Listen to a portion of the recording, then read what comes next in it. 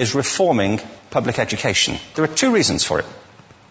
The first of them is economic. People are trying to work out, how do we educate our children to take their place in the economies of the 21st century? How do we do that, given that we can't anticipate what the economy will look like at the end of next week, as the recent turmoil is demonstrating? How do we do that? The second, though, is cultural. Every country on Earth is trying to figure out, how do we educate our children so they have a sense of cultural identity and so that we can pass on the cultural genes of our communities while being part of the process of globalization. How do we square that circle? The problem is they're trying to meet the future by doing what they did in the past. And on the way, they're alienating millions of kids who don't see any purpose in going to school. When we went to school, we were kept there with a story, which was if you worked hard and did well and got a college degree, you would have a job. Our kids don't believe that. And they're right not to, by the way. You're better having a degree than not, but it's not a guarantee anymore. And particularly not if the route to it marginalizes most of the things that you think are important about yourself. Some people say we have to raise standards as if this is a breakthrough. You know, like, really, yes, we should. Why would you lower them? You know, I mean, I haven't come across an argument that persuades me of lowering them. But raising them, of course we should raise them. The problem is that the current system of education was designed and conceived and structured for a different age. It was conceived in the intellectual culture of the Enlightenment and in the economic circumstances of the Industrial Revolution. Before the middle of the 19th century, there were no systems of public education. Not really. I mean, you could get educated by Jesuits, you know, if you had the money. But public education, paid for from taxation, compulsory to everybody and free at the point of delivery, that was a revolutionary idea. And many people objected to it. They said it's not possible for many street kids, working class children, to benefit from public education. They're incapable of learning to read and write, and why are we spending time on this? So there's also built into it a whole series of assumptions about social structure and capacity. It was driven by an economic imperative of the time, but running right through it was an intellectual model of the mind, which was essentially the Enlightenment view of intelligence. That real intelligence consists in the capacity for a certain type of deductive reasoning and a knowledge of the classics originally, what we come to think of as academic ability. And this is deep in the gene pool of public education, that there are really two types of people, academic and non-academic, smart people and non-smart people. And the consequence of that is that many brilliant people think they're not, because they've been judged against this particular view of the mind. So we have twin pillars, economic and intellectual. And my view is that this model has caused chaos in many people's lives. It's been great for some. There have been people who have benefited wonderfully from it. But most people have not. Instead, they suffer this. This is the modern epidemic, and it's as misplaced and it's as fictitious. This is the plague of ADHD. Now, this is a map of the incidence of ADHD in America, or prescriptions for ADHD. Don't mistake me here. I don't mean to say there is no such thing as attention deficit disorder. I'm not qualified to say if there is such a thing. I know that a great majority of psychologists and paediatricians think there is such a thing. But it's still a matter of debate. What I do know for a fact is it's not an epidemic. These kids are being medicated as routinely as we had our tonsils taken out. And on the same whimsical basis, and for the same reason, medical fashion. Our children are living in the most intensely stimulating period in the history of the earth. They're being besieged with information and calls for their attention from every platform, computers, from iPhones, from advertising holdings, from hundreds of television channels. And we're penalizing them now for getting distracted. From what? You know, boring stuff. At school, for the most part. It seems to me it's not a coincidence totally that the incidence of ADHD has risen in parallel with the growth of standardized testing. Now, these kids are being given Ritalin and Adderall and all manner of things, often quite dangerous drugs, to get them focused and calm them down. But according to this, attention deficit disorder increases as you travel east across the country. People start losing interest in Oklahoma.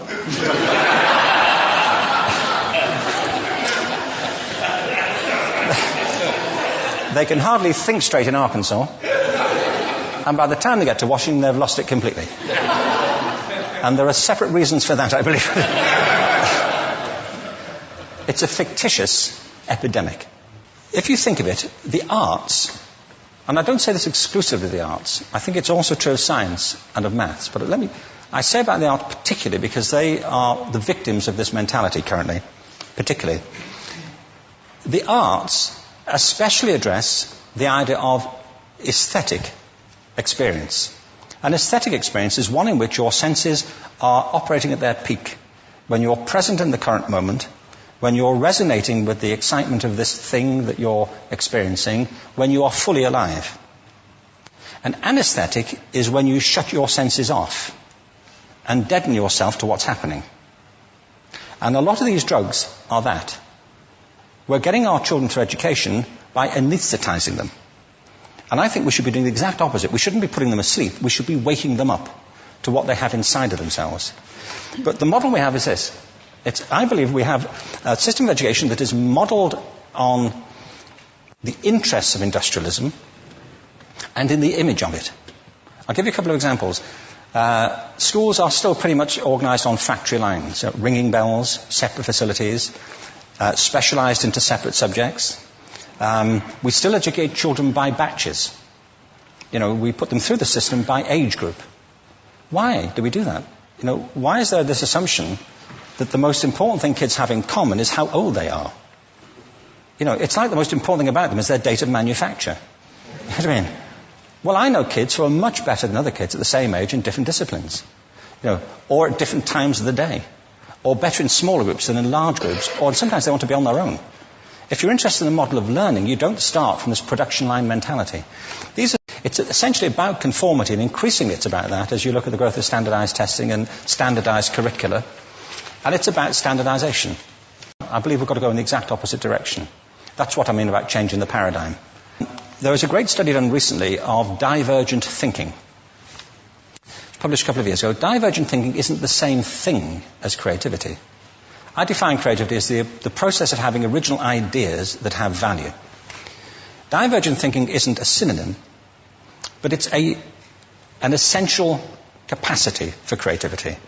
It's the ability to see lots of possible answers to a question, lots of possible ways of interpreting a question, to think what Edward de Bono would probably call laterally, to think not just in linear or convergent ways, to see multiple answers, not one. So, there are tests for this. One kind of cod example would be, people might be asked to say, how many uses can you think of for a paperclip? One of those routine questions. Most people might come up with 10 or 15. People who are good at this might come up with 200. And they do that by saying, well, could the paperclip be 200 foot tall and be made out of foam rubber?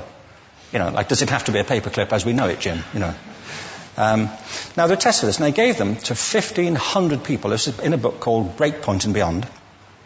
And on the protocol of the test, if you scored above a certain level, you'd be considered to be a genius at divergent thinking. Okay? So my question to you is, what percentage of the people tested, of the 1,500, scored at genius level for divergent thinking? Now, you need to know one more thing about them. These were kindergarten children. So what do you think? What percentage at genius level? 80. 80, okay. 98%. Now, the thing about this was it was a longitudinal study. So they retested the same children 5 years later, ages of 8 to 10. What do you think? 50? They retested them again 5 years later, ages 13 to 15. You can see a trend here, can't you?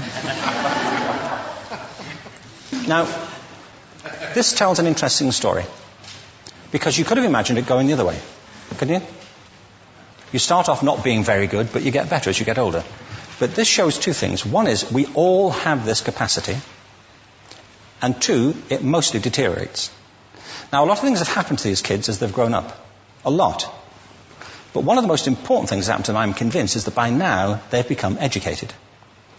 They've spent 10 years at school being told there's one answer, it's at the back. And don't look. And don't copy, because that's cheating. I mean, outside schools, that's called collaboration, but inside schools. Now, this isn't because teachers want it this way. It's just because it happens that way. It's because it's in the gene pool of education. We have to think differently about human capacity. We have to get over this old conception of academic, non-academic, abstract, theoretical, vocational, and see it for what it is, a myth. Secondly, we have to recognize that most great learning happens in groups, that collaboration is the stuff of growth. If we atomize people and separate them and judge them separately, we form a kind of disjunction between them and their natural learning environment. And thirdly, it's crucially about the culture of our institutions, the habits of the institution and the habitats that they occupy.